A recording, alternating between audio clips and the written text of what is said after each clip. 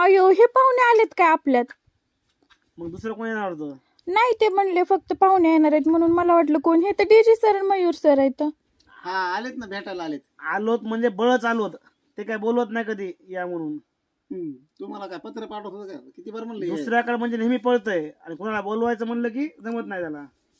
बरं त्यांचं बघते. काय बघू मी काय बघू, तुम्ही आणा की. आणून द्या मी करते. मामा सांग ना. आता ते तुमचे पाहुणे तर मामा कशा आणते ना. मामा म्हणजे काय म्हणले तेव्हा? काय म्हटले होते? कुणी बी या, मी आहे. पण आता ते तुमचे पाहुणे आलेत ना, तुम्ही खर्च कर. त्यांना तुमच्याकडूनच अपेक्षा आहे ना तुम्ही खर्च करावं म्हणून. बरं आलो मग घेऊन. या मग. वा वा वा वा वा. एखादच आहे आज. खातात का?